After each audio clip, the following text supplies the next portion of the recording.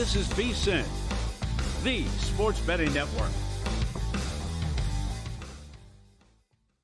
Follow the money. That's what I always say. You always follow the money. Yeah. This is Follow the Money with Mitch Moss and Paulie Howard on VSiN. Here we go. Welcome in. It is Follow the Money on VSiN, the sports betting network. Mitch Moss, Paulie Howard. We are live in downtown Vegas from the Circa Resort and Casino. Big program lined up today. Heavy Thursday night football. A lot of Major League Baseball. Phenomenal guests as always. Paul Charchian, Fantasy Football Hall of Famer, coming up in 30 minutes. Steve Wiss has been absolutely on fire with the soccer bets. He joins the program in an hour. Bob Condotta, who covers the Seahawks in 90 minutes, and Christopher Mad Dog Russo is going to be spitting mad in 2 hours regarding some of these free falls that we've had in Major League Baseball. How you feeling today? Okay, great. Another good night. It's wild what's going on here. The Tigers, Guardians, can't get enough of it. Does anyone want the final wild card in the American or National League? It's all three teams lost in the NL. The Astros get shut out. I don't want to overreact. I tweeted this out last night as well. It was the best single day, most dramatic, most exciting, all things considered, everything on the line, that Major League Baseball's had since the finale in 2011. Was that a Wednesday? It was the middle of the week when they ended that, yeah. Interesting. And a bunch of us were at a sports bar out here watching the games. The collapses, the comebacks, everything that happened with the playoff lives on the line for the Braves, the Red Sox, all that stuff with the Yankees that happened back then. It was a magical night. I will never forget it. And it's actually widely known as maybe the best night ever for the regular season of Major League Baseball. I think last night was right there with it. And we'll dive into this a little bit more, but again, this collapse by the Tigers and how the odds for the American League MVP were changing with every at-bat by Aaron Judge and then Cal Raleigh. Phenomenal stuff. And we have a big game tonight in Thursday Night Football as well, as the Arizona Cardinals are hosting the Seattle Seahawks. Now, on the look-ahead line, Paulie, and we try to talk about those, we do actually throughout the season on a weekly basis. Arizona was a 2.5-point favorite a week ago.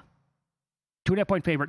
And here you go now. Seattle is a 1.5-point favorite, and at some spots, including here at Circa, now the Seahawks are laying 2 in this game. Total is 43.5. So at Circa, at Westgate, and other books that are showing 2, that is now a 4.5-point move. And throughout history, that is not exactly done well. If you go back since 2008, when there has been a 4.5 plus or a 4-point move like we are seeing in this game, teams are below 500 at about 44% in covering the number, and that would be Arizona. So the steam like this indicates that over time, the right move here has been on Seattle. Well, they beat them 7 in a row. I think Seattle's good. Their defense is for real. You can have your questions about Darnold. They're 2-1, should be 3-0, and they haven't had the running game going as well.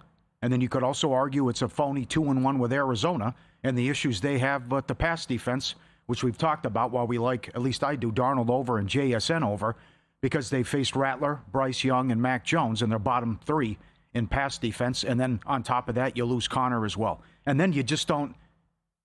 What do you do with Marvin Harrison? I mean, does Murray even look at him now? Can he even trust him after what's happened? He's been a bust. He can't catch a cold.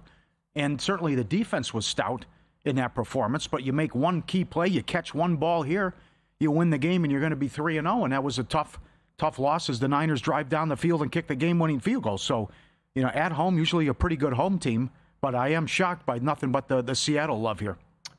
Don't you kind of like the under in the game, too, 43.5? You do?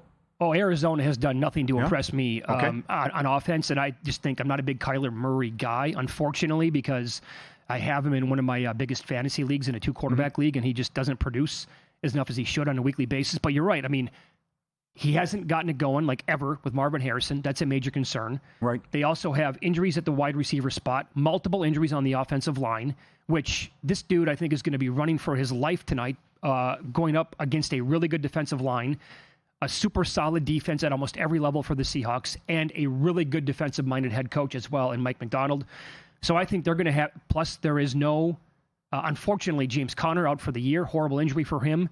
So you lose, your main guy in the backfield. I think Benson can be okay, but overall you have that and a team playing at home that probably won't allow, unless it's a complete bloodbath and the Seahawks put up like 35 on their own. This game to me is like 21-17 in that range. 20-16. I think it's interesting. I know that a lot of people are making the case for overs in this game, and it's tough not to with JSN. Yeah. Hell, he opened up 70.5 at BetMGM. He's up to, I think, 85.5 at some spots. Yeah. DraftKings 80 yards is $1.30 now. Just to have 80 plus. I know.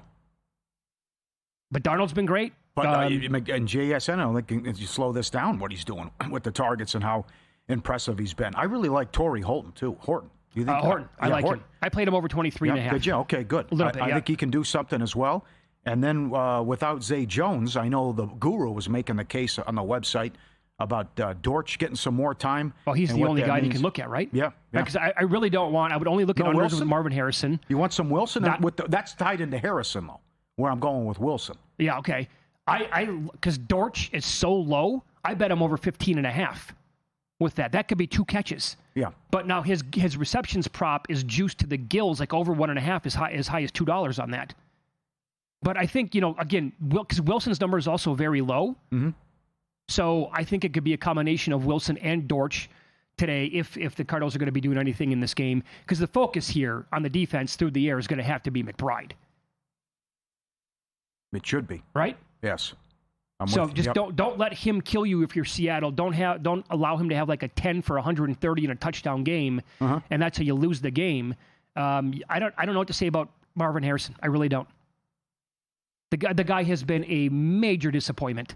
Well, that's being kind. I don't want to call him a flop at this point because it's too early in my opinion, but oh my God, did I have high expectations on him. Yeah.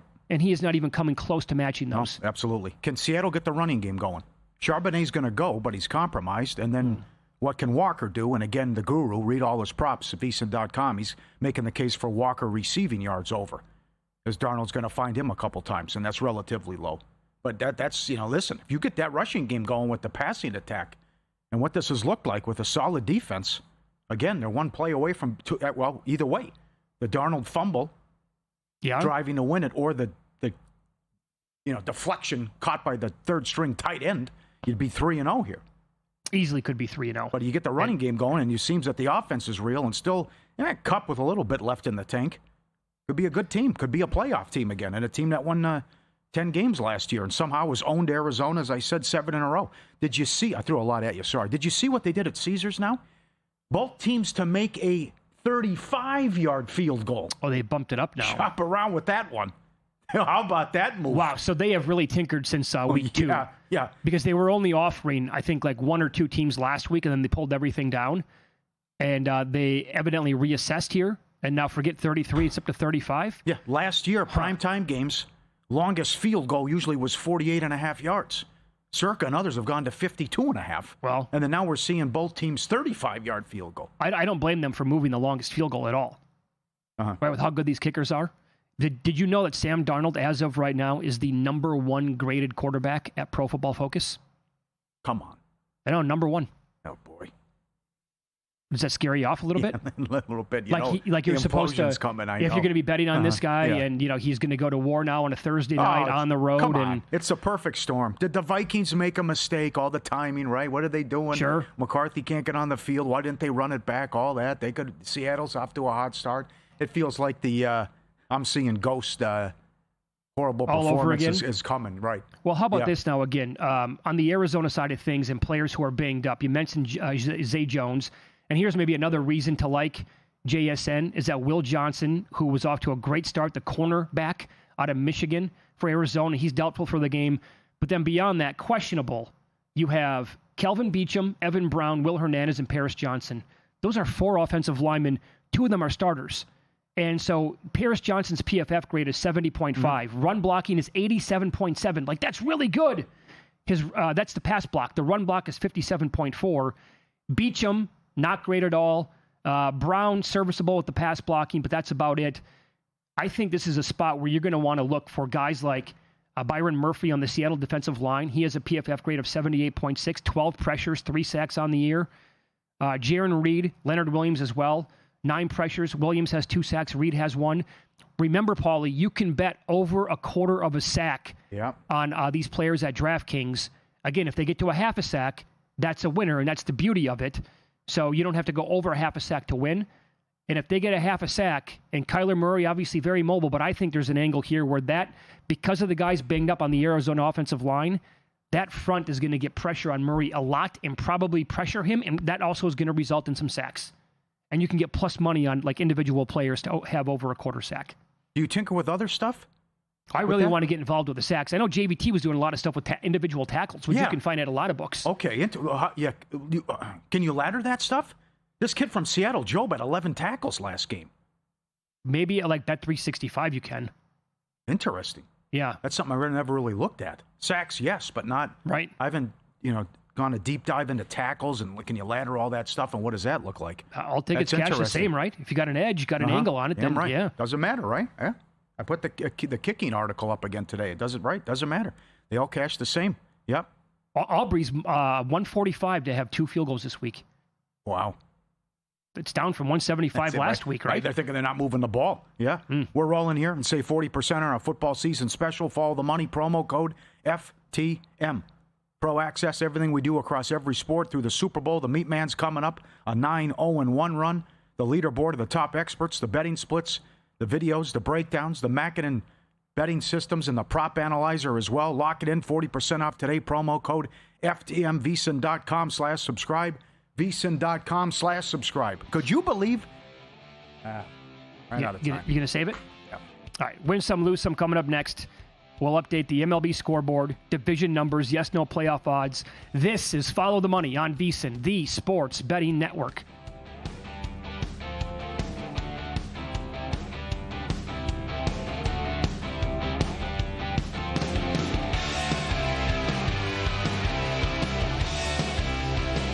If you're serious about football betting, VSiN's got your weekend game plan. Fridays at 7 p.m., it's the Circa Friday Football Invitational. Saturday morning, VSiN's college football tailgate show at 9 a.m., breaking down matchups, props, and big-time bets. Later that night, join the football contest show as the sharpest betting minds give you their picks for Sunday's game. And Sunday at 9 a.m., lock in with Mitch and Paulie on VSiN's Pro Football Tailgate Show. Your final stop before kickoff. Check out the full lineup at VSiN.com and join us on the Sports Betting Network.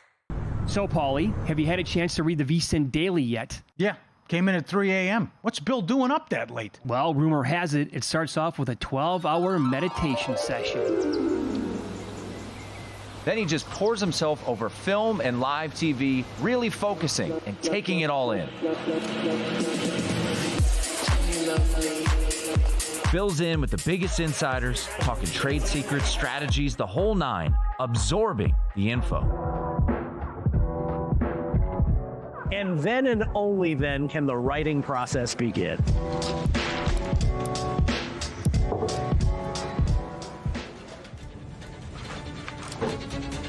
In Las Vegas, Bill's late night becomes your early morning. Wake up to the very latest betting insights in your inbox with the VSiN Daily.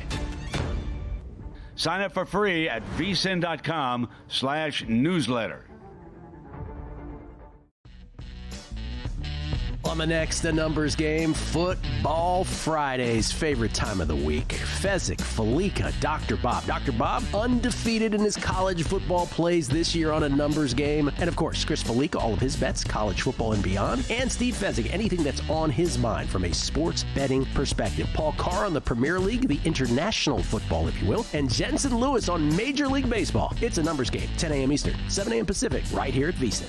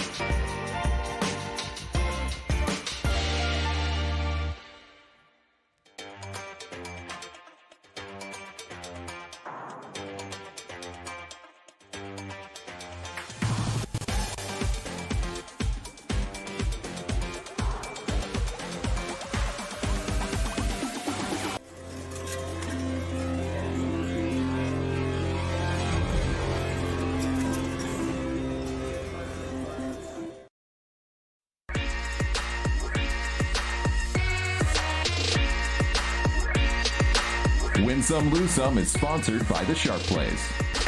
Were you a winner last night? Wow, winning. Or was it a rough one? Well, they can't all be winners, can they? Loser! You're a loser! Paulie Howard recaps the night in sports betting in Win Some, Lose Some. Great action. Most runs, Phillies, 10-1. Home run derby in Philadelphia. Highest scoring game, Cubs-Mets, 22-1. Mariners get it done. I told you it'd be quite the atmosphere. It'd be rocking. Like Metallica in Russia in 1991. YouTube it. First division title since 2001. Incredible. Up for grabs. Game was over early. And how about Cal Raleigh? Oh, that ball was destroyed. That first home run.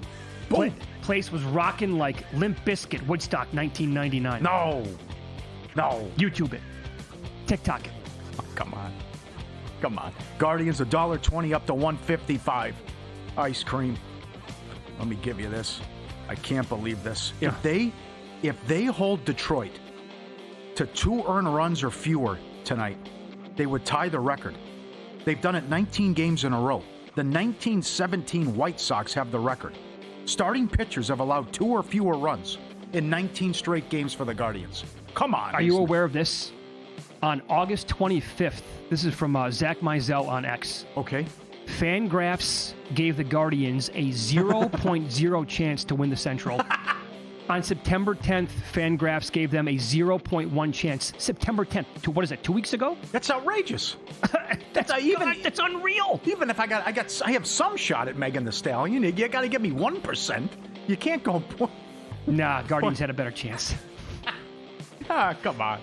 I can dance. First time someone other than Detroit has sole possession of first place in 153 days. Wow.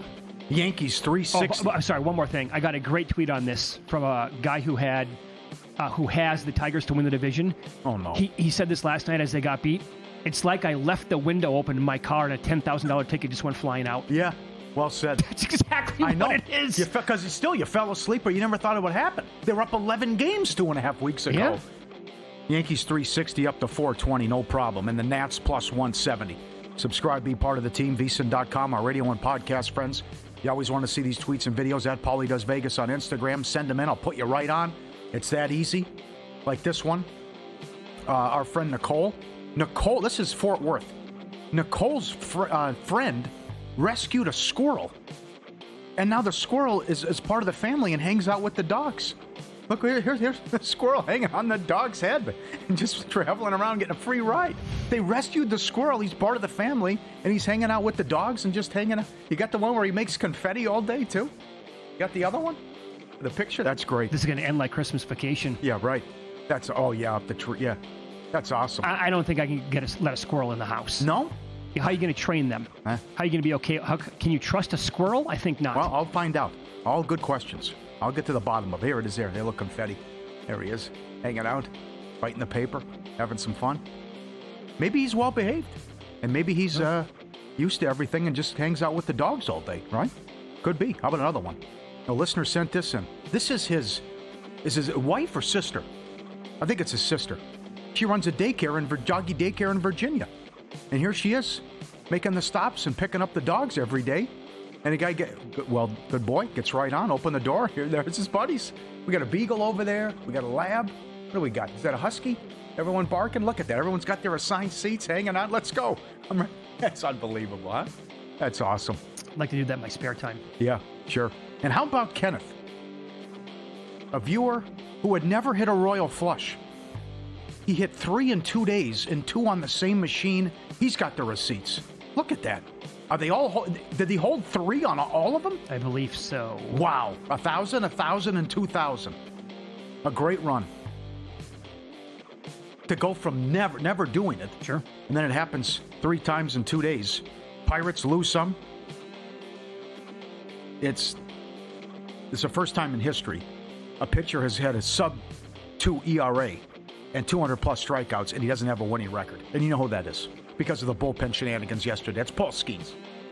That's never happened before. What an embarrassment. I gotta Google Roger Clemens now. He finishes the season 10-10. Clemens never had 200 innings that one year with Houston, but his numbers were absolutely insane. Yeah. Detroit has lost 20 of 27. Second worst record in that span. The Rockies only have 6 wins. Bad beats every night. Dodgers, Diamondbacks under 8.5. This Dodger bullpen, you better have Sasaki and Kershaw ready. 4-1 in the 8th. They blow it, but somehow win in 11. They get out of a bases-loaded jam. Killer loss for the Diamondbacks. Pirates and under. The total was 7. Skeens was brilliant. 2-0 in the 8th. 2-1 in the 9th. They blow it. And it goes over. And then the Rays, 5-2 to, this just happened. 5-2 in the 8th. They lost 6-5. Come on. So bad. Do you have anything there? I'll look for it in a second. Sharp plays already there. Before the line moves, they don't just follow the market, they help move it. You're not going to outsmart billion-dollar books or full-time sharps on your own. Backed by advanced AI, plugged into trusted insider sources. Sharp Plays delivers the edge serious bettors use every day. Free reports, alerts, market-moving insights straight to your inbox or X feed. Jeff and the crew been at it since 2011 and with Follow the Money since day one. He's back with the Mr. Poison updates, documented results, public logs, transparent receipts, sharpplays.com. Trusted by the pros, watched by the books. Get there now. Sharpplays.com. Looks like Clemens was 13-8 with 211 innings back in 2005 with a 1.87 ERA. Here's how the year started with him. Didn't have the strikeouts. Okay. Did I misspeak? Okay. Finished the season with 200 strikeouts and a sub-2 ERA. Sub-2 ERA? Yeah, not have a winning record. First guy to do it. Yep. Okay, so this is how Clemens, it began for him. And this is why I remember panicking and like everybody was like losing their crap with Houston's offense. He in 3 of his first 4 starts that year, he went 7 innings, allowed 0 earned runs, and Houston lost all 3 of those games 1-0. That's Randy Johnson had those kind of stretches as well. So Randy's old team, Seattle, again last night to get a job in the division. Are they a bet against today? Because that's a team that was getting after it last night. I don't care. Look who they're playing. You could be starting today. You'd be $1.80.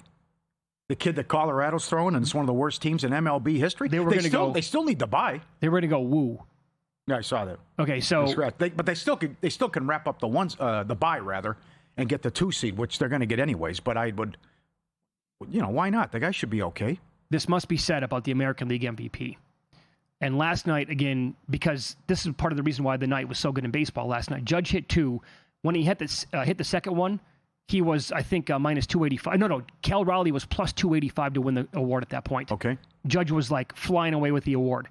Then Raleigh comes in, puts that one like in the triple decker job last night. Okay, then his odds came all the way down to like minus 110, minus 1, whatever it was in that range. Then he hits the second one later in the game, and he ballooned all the way up to like minus 220.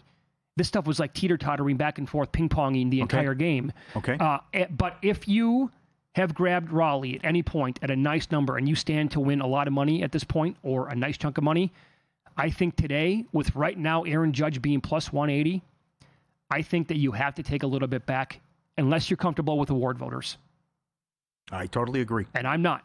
There's a lot can still happen.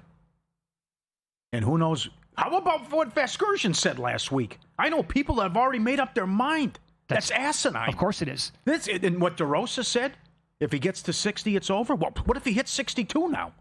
What if he hits 3 more to set the all-time American League record? There you go. But what if he finishes with 60, Judge keeps hitting bombs, and the Yankees get the 1 seed? That's exactly right. So if the Yankees win the division and they get the 1 seed, and you have a nice ticket on Cal Raleigh to win the American League MVP, I think there's absolutely a scenario where you're not going to cash that ticket on Dumper. Uh-huh. And you probably, for a little bit of insurance here to feel a little bit better about yourself, even if you lose it on Judge, you don't know how it's going to go with the awards. You never know that.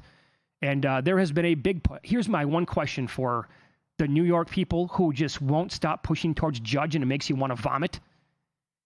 If things were flipped, right, and Aaron Judge was having the season that Cal Raleigh is having and vice versa, who would you be making the case for to win the MVP? It wouldn't matter. They'd still say the guy in New York. Yeah. The East Coast and the New York bias, like, absolutely is a thing, and they are not putting enough. Trust me, I've read a lot of this stuff in the takes. They don't even care about Cal Raleigh basically playing catcher at a Gold Glove level. So if you can't factor that in, then I'm sorry, you're not even part of the discussion. That's crazy. Of course it is. That's the whole argument, what he's doing. Reds just beat the Pirates 2-1. And the Dodgers lead the Diamondbacks 4-0. What was this? You ever see this before? No, not really. The Diamondbacks go to the Dodgers and say, we're scratching Gallen? We're going to throw him tomorrow and we're going to go bullpen? They openly told them that last night. Yeah.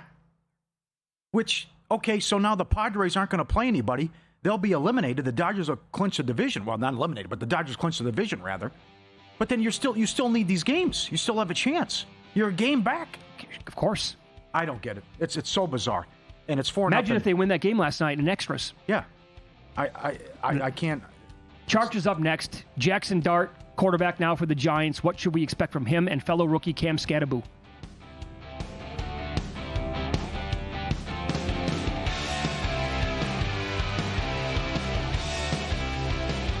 There's no better time to join VSiN Pro. Right now, get started for just $9.99 for your first 30 days or save 50% off with an annual subscription. As a Pro user, you'll get our newly updated NFL betting guide, as well as the college football betting guide, the ultimate playbook packed with expert picks, team previews, and best bets. Plus, you'll unlock exclusive features like real-time betting splits, daily best bets, and full access to the VSiN Watch app. Don't miss out. Head to VSiN.com/subscribe and join us on the Sports Betting Network. Get your edge this season with VSiN's College Football Betting Guide, exclusive to VSiN Pro subscribers. It's packed with 136 team previews, preseason top 25 rankings, and best bets from our experts. Pro subscribers also get the NFL Betting Guide, daily best bet emails, exclusive splits, and full access to our premium betting tools. Sign up now at VSiN.com/subscribe for just $9.99 for your first 30 days. Or save 50% with an annual Pro subscription and join us on the Sports Betting Network.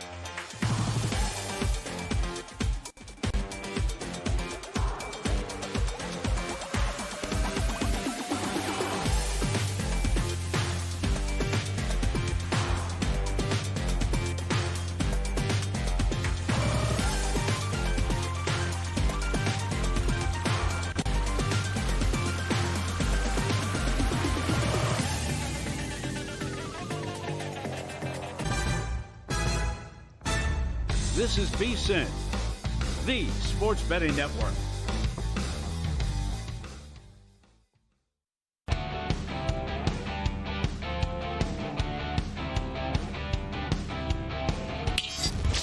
This is Follow the Money on VSiN.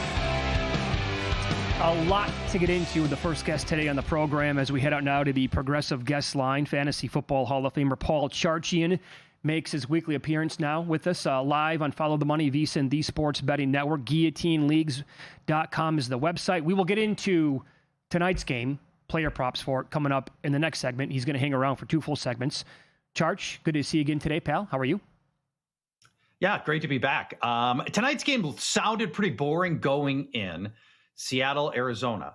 But it turns out there's all these great storylines around this game. And, some of it is unfortunate because James Conner's out, but we've got a lot of great stuff to talk about. Like, is Marvin Harrison, are we talking about one of the epic busts of all time right now? There's a lot of great stuff in tonight's game that I think storyline-wise, you never maybe would have guessed even a couple of weeks ago. Yeah, well said. I can't wait to get your answers on those questions and more. Let's begin here in New York. The football Giants taking on the Chargers this week. LA off to a great start. Giants 0-3 yet again. Feels like they start 0-3 every single year. So now they named rookie quarterback Jackson Dart the guy this week. What do you want to do with him overall? And then the same thing applies here with his rookie backfield mate in Cam Scadaboo. Is this a good thing for him or a bad thing now that there's no more Russell Wilson? Yeah, well, first of all, I think Russell Wilson manufactured a loss last week that 31 other quarterbacks would have managed to win that game. The Chiefs were not, in my mind, were the worst team. But Russell Wilson, just an embarrassing level of non-professionalism. Chiseling away at his Hall of Fame resume, by the way, with games like that. I mean, I think maybe in his mind, Russell Wilson is adding to the stats that will make his Hall of Fame career, but in the minds of many people, what he did with the Steelers and now that performance last week. So let me ask you two. Russell Wilson, is he a first ballot Hall of Famer? Is he B, an eventual Hall of Famer? Or C, do you think he never gets in? I don't think he's a Hall of Famer. He's never received an MVP vote. You say out. Never received not one MVP vote. Mitch made the case comparing him to Eli Manning. Eli Manning never was a star or a hell of a, big name, but he never put up ridiculous numbers or. I would think, to me, I would say eventual with Russ, the way people vote on the award, and to compare Eli, I think Russell Wilson would be a Hall of Famer ahead of Eli, any day of the week. But again, I don't vote for this stuff, so. Yeah. Now, Eli had the 2 Super Bowl wins, and I think Super Bowl wins are totally overrated for Hall of Fame. But one of those losses that Russell Wilson could have had is because of his pick, right? Granted, the Seahawks never should have been running the ball in that situation, but the whole reason they didn't win that second Super Bowl was because Russ threw a game-losing interception.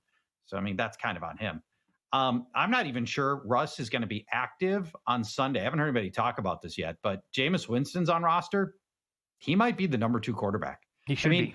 Imagine shouldn't he be? How do you trot Russell Wilson back out after what he just gave up on his team? I don't know how you could do that. So let's talk Jackson Dart for a minute. First, we like what we saw in the preseason, 78% completion rate. A lot of it was short passes. I went through all of his preseason passes this week just to look at him again and just, refresh myself. That dude throws an incredibly catchable pass. There is a lot to like about him. Now, in the preseason, it was a lot of short stuff, but he threw long at Ole Miss. Now, when he was there, Lane Kiffin didn't ask him to go through a lot of progressions. I think you're going to see, especially early on, you're going to see Dart with short stuff on his first read. And, that's not going to equal big fantasy points. I don't know that I wouldn't wager against Jackson Dart right now, but don't be surprised if it's a lot of short first read stuff. Now, where Jackson Dart can be special on the ground, baby. He's got the upside here. I'm not going to put him in the Jalen Hurts and Josh Allen category, but he's got the big frame, right? He could be a tush-push guy potentially. He should be running copiously designed runs. If you're Brian Daboll and you're just trying to hang on to your job, you should be using every bullet you've got in your arsenal. And Jackson, every dart you have in your arsenal. And Dart, his rushing can be a real difference maker. So I would absolutely like to see him run the ball often. And if Brian Daboll doesn't use him that way, it's shame on him. He's going to face a good Chargers secondary here. They've dropped the hammer so far in 3 straight quarterbacks, Bo Nix, Geno Smith, and Patrick Mahomes to a great degree. They've given up 35 rushing yards per game to quarterbacks, though. And again, that's where Dart can be special. So I've got Dart as, if you're in a 2-quarterback league, I think you could start Dart here based on the rushing, but not the passing. Okay, then what about the rookie running backs in this game? His teammate, Scadaboo, but also on the flip side, Najee Harris, now unfortunately for him, out for the year. What does that mean for Omarion Hampton, the great rookie here for the Chargers in this game and beyond? Scadaboo, I think Scadaboo is fascinating. First of all, did you guys see the backflip that he did? Yeah. Impressive. How does a guy at his size do a backflip? That's incredible. I mean, it's one thing if you're Tyreek Hill, okay? I expect Tyreek Hill to be able to do a backflip in the end zone. Scadaboo, that was more jaw-dropping than what he did on the field, which was awesome. You know, what a lot of college scouts said, Cam Scadaboo, he looks for contact at in the college level. It's one thing when you're doing that against New Mexico State. It's another thing to do that when you're looking for contact at the pros. Scadaboo looks awesome in the pros. He's breaking tackles all over the place. That kid he's fantastic. He's buried Tyrone Tracy's career. That poor guy's, it's all but over for him. Scadaboo can catch. He runs inside. The only thing Scadaboo can't really do is run laterally, stretch plays and stuff. I don't think he hasn't proven he can do that. Maybe it's going to turn out he can, but what's not to love about that kid? Now for Hampton, he's going to get the vast majority of the workload now. It goes back to Hassan Haskins after him. Hampton's going to turn into just this massive volume back. Much better game last week than he had any other time. And I'm actually pretty optimistic now. He's another guy where his best stuff is just straight ahead between the guards, maybe the tackles. Don't get him outside of that. But I think Hampton's just in sheer volume is going to be a pretty compelling fantasy guy going forward. By the way, I found 2 numbers here quickly on Dart. His rushing attempts prop is either 5.5 juiced over or plus money over 6.5. But his rushing yards prop for his first ever game is 35.5. Wow. Chargers are allowing 35 per game, and I bet that's how they set this line. Dart's path to victory, if you're the Giants, is on the ground. I would take the over on the 35. Okay. All right. Vikings won 48-10. Your guy Mason, 2 touchdowns. Wentz looked good. What's the plan now moving forward at quarterback? And now you get Addison back off the suspension. Addison was the guy who had the most chemistry with J.J. McCarthy in training camp. He probably had the best training camp of any Vikings player, offense or defense. He was amazing. And Addison started last year at its middle, like last third of last season. Addison was balling, and he is rolling into this season. I think he's going to take his game to a different level than he had been to this point. Quarterback position specifically, Wentz wasn't asked to really go out and go win the game with heroics. They didn't have to in this game because the Vikings got ahead early. They still didn't run Mason even as much as I wanted them to, but ultimately did run the ball a lot. And Wentz looked like, but he clearly had the trust of the coaching staff, because when the game was still in doubt through, rough just before half, they were still passing plenty. And I think that's what we're going to continue to see, is ask Carson Wentz just get the ball into the hands of TJ Hawkinson, Jordan Addison, Justin Jefferson, and let them go be good players. And that's all you have to do for Carson Wentz. This team still has a long-term commitment to JJ McCarthy that is very serious. But I'll mention this in Minnesota, starting to be some talk about whether or not this team should have just let Sam Darnold walk away. Oh, here we go. No compensation for Darnold. Here we go. They got no compensation for Darnold. Darnold right now is Pro Football Focus's #1 ranked quarterback in the league. He's looked every bit as good as he did last year so far.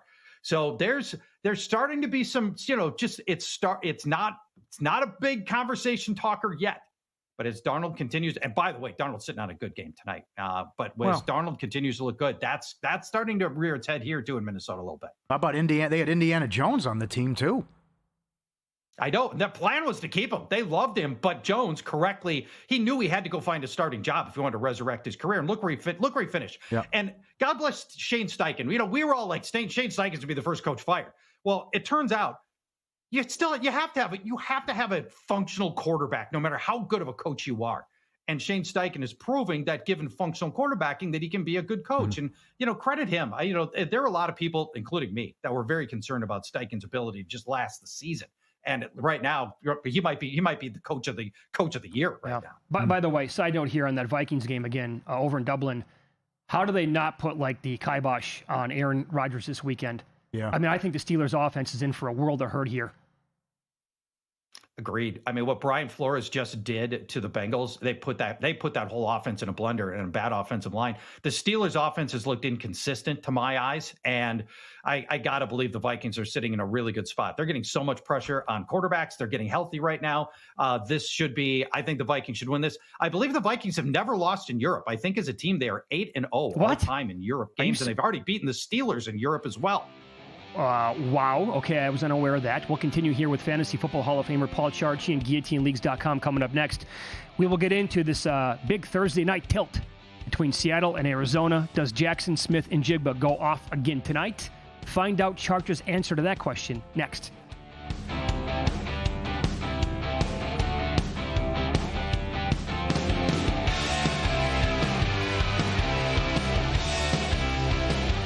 As sports fans, we may cheer for different teams, but there's one thing that we can all agree on. We want the game to be big. And with 3 levels, 30 cabanas, a 143-foot screen, 6 clean pools, and endless cold drinks, it doesn't get any bigger or any better than Stadium Swim in Las Vegas. All sports, all seasons. It's more than a pool deck. Stadium Swim. It's the only thing like it in the world. Check out Stormy and JVT on Money Moves, only on VSiN. And maybe that's why they wouldn't, because they're the Giants and they don't do things that make sense. Out of all these divisions, this is the one that I am the most curious about because I do think there are positive signs for the Bears. They'll take you on a fun, fast-paced journey, weaving in everything you need to know to make an educated bet, while also not shying away from the excitement of a same-game parlay sweat. Money Moves, weekdays at 2 p.m. Eastern on VSiN, the sports betting network.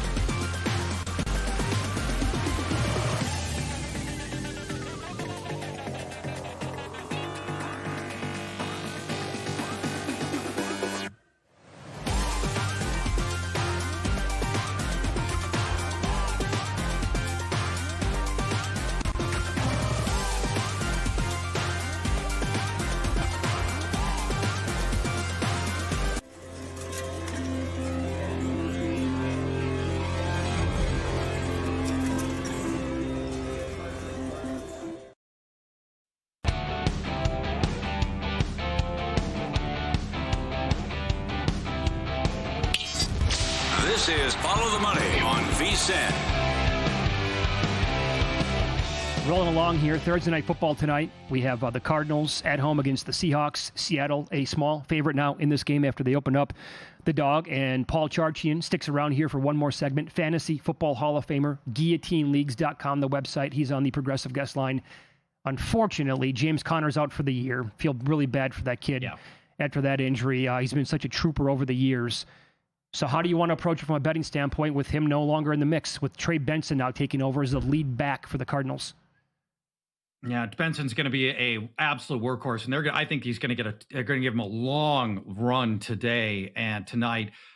He's a good back. He's a power back with some wiggle, some decent speed. He's looked much better this year than he did last year. Benson did.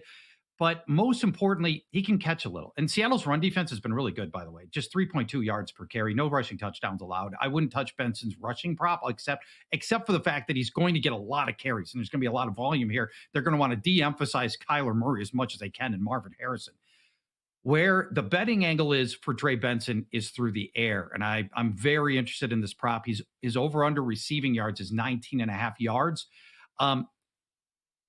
If you feel like I do, that Seattle is going to get to a big lead, and I do believe they will, the game script is going to be extra passing for Arizona. Benson can catch. He caught 20 balls in his last year at Florida State. This year, he's already caught 8 balls as a backup so far to James Conner. Seattle is where it gets fascinating. They've allowed the second most running back receptions, 22 running back receptions this year, and the most running back receiving yards, 234. That is 78 receiving yards per game to the running back position. The over-under here on Trey Benson's receiving yards is 19.5, and he's going to get almost all of them. DeMercado's might chip in, I don't know, like one catch for 10 yards. 3 different runners against Seattle have already topped this line of 19.5 receiving yards. Now, Alvin Kamara didn't last week, but they barely threw to him. So Benson over 19.5 receiving yards is my preferred prop play tonight. What do we do with Harrison, and what do you make of his career? This thing has gotten so ugly. There are a lot of, coming into the season, a lot of people are like, well, just throw out the rookie year. He's going to be way better as a sophomore. It's exactly the same guy that he was last year. And, when he has these dud games in him, which is most of them, by the way, in games in which Marvin Harrison does not score, and he's kind of like out of the game, he finishes as those weeks as fantasy wide receiver 65, averaging 2.5 catches and 36 yards. By the way, his over-under tonight is 50.5 receiving yards. It's not getting better. His last 2 games of the season, he's averaging 2.5 catches and 36 yards. This is like he checks out. Now, he's had drops in consecutive games. Get this, Marvin Harrison has the worst separation rate among all wide receivers or tight ends. You've got lumbering 260-pound tight ends that are getting better separation than Marvin Harrison.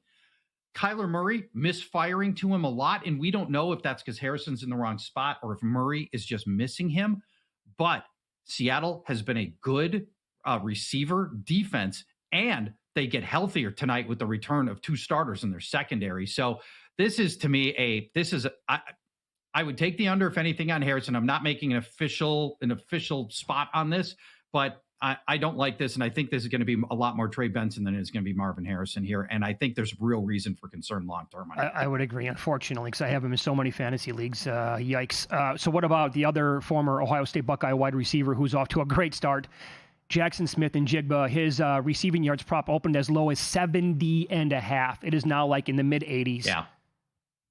Yeah, and now I'm out. It's just I think he's sitting on a big game, but the number's just too high. Yep, it's just too high. He's number 2 in receiving yards, 108 per game behind only Puka Nacua. He's the 5th most targeted receiver, and that number would probably be even higher if they hadn't hammered the Saints last week and didn't need to throw for the whole second half. Cardinals are going to be shorthanded tonight. They're not going to have their starting cornerback Will Johnson. He's got a groin injury. That puts 5th-round rookie Denzel Burke as their expected replacement. And Njigba against a 5th-round rookie is a smash spot right there. Arizona's allowed the 6th most yards to receivers, and the last 2 number 1 receivers to face Arizona have topped 100 yards. I mean, I know this is all building a case for over, but it's just the lines move so much, guys. I don't know. And Seattle's can win this thing a lot of different ways. They don't have to go through Njigba. I just think the line's too high for me. Even though I love what he's doing. He should be in the conversation as a tier 2 wide receiver. Not in the Justin Jefferson, Jamar Chase. Jackson Smith and Jigba, though, is in the next tier of guys, and nobody really talking about him that way. Mm-hmm. All right. How about guys you want to fade this week? We're talking to Paul Charchian, GuillotineLeagues.com. After David Montgomery's unbelievable performance against Baltimore Monday night, 150 plus, couple touchdowns, right? Looked great doing so. Now the script completely flips. He goes from playing the Baltimore defense on short rest to playing this Cleveland defense that has been lights out. And what caught your eye here with Montgomery? Yeah, and hit on, by the way, I'll peacock a little bit, hit on Montgomery with Tim Murray about an hour before kickoff. I heard that. On Monday night's show. Monty just ran through the Ravens, as you mentioned, but if there's going to be 1 week to show caution on Monty, it's this week. We're going to take the under 46.5 rushing yards. I think there's a lot of recency here from the big game last week. This is the toughest matchup of his year. Cleveland looks like an absolute stopper in defense. 3 weeks so far. They've played 3 excellent running backs, Chase Brown, Derrick Henry, Josh Jacobs, and they're all dominant workhorse backs who get almost all the work on their teams. And they've been under David Montgomery's line, all 3 of them. Again, the line is 46.5 rushing yards. They've been at 43, 23, and 30 yards. And they get all the work. Here's Monty. He in a split backfield where really Gibbs is the alpha, Monty's the beta. I can't ask a secondary back to outperform Brown, Henry, and Jacobs here. Cleveland ranks number 1 in ESPN's run stuff win rate. They rank number 2 in Pro Football Focus's run defense rankings. I don't see Montgomery getting over the 46.5 number. All right. Beautiful. How about Pacheco? Yep. Is anything left in the tank there? He's so cooked. His line here is under 34.5 rushing yards. And again, I think we can work into the recency. We just watched Baltimore get steamrolled. So here comes Pacheco, and people are thinking maybe that's it's going to be the case here too. But I don't think that is going to be the case. We're just 2 games removed from Baltimore holding James Cook to 44 rushing yards and 3.3 yards per carry. And I think Baltimore likely comes back to being decent here. So, it's one thing for the Lions to run on you. The Chiefs have no running game right now. Pacheco's look terrible. It's a split back. He can't outperform the undead corpse of Kareem Hunt. They're in an even timeshare on snaps and carries all season. Pacheco has broken 3 tackles. That's it on the season. He ranks 20th in yards after contact among starting running backs. Kansas City ranks 30th in run block win rate. This is bad. And here's your X factor on Pacheco.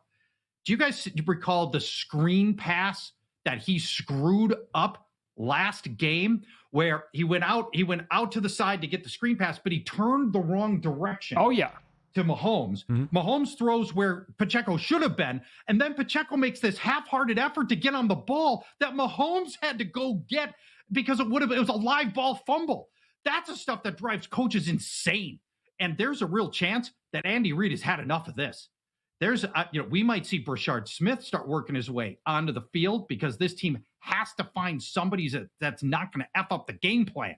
And Pacheco has been certifiably, objectively awful. So that's another area to me where I can't trust Pacheco to hit over on his rushing total, even 34.5, as modest as that is, and as bad as Baltimore looked last week. All right, in about a minute here, I just traded J.K. Dobbins in one of my leagues. I packaged him with Emeka Ibuka, but I got Brock Bowers back, because I needed a tight end and some other. So let me guess, Dobbins this week, 125 yards, 3 touchdowns on the ground, probably. Yeah, just in your face, probably, because it's also the Bengals right now, and the Bengals have seen the 4th most rushes against, 25 rushes per game, 25 by running backs against them. If J.K. Dobbins, who's been getting the majority of the work, if he gets 2/3 of the 25 rushes that the Bengals are seeing a game against them, that's 17 rushes, and it gets real easy to get to 60 yards on 17 carries. The Bengals run defense is, every part of the Bengals are bad right now. The run defense, 25th in ESPN's run stuff rate. They've allowed the 6th most yards to opposing runners. Dobbins has topped his line 59.5 in all 3 games. And he's going to top it here too, guys. I like the over for Dobbins, 59.5 rushing yards. Yeah. And he has not looked like an undead corpse at all. He looks great so far. Follow Charch on X. Yeah, very spry. Yep. He's at Paul Charchian, GuillotineLeagues.com when he joined us here on the Progressive Guest Line. Great as always, my man. Enjoy the week. Thank you, friends. Talk to you next week. Bye-bye. Yep. NHL season drops October 7th. VSiN has you covered. Jonathan Davis with a great job. As always, our NHL hub at VSiN.com/NHL. Team previews, futures, award markets, best season-long bets, new content and features rolling out all season. Everything from contenders to props in one place. Get ready for hockey and opening night at VSiN.com/NHL. It's awesome. The meat man, Steve Wiss. Nobody's hotter than him. 9-0-1 last 2 weeks on the show. Best bets in soccer. He'll run down his best bets for the week next here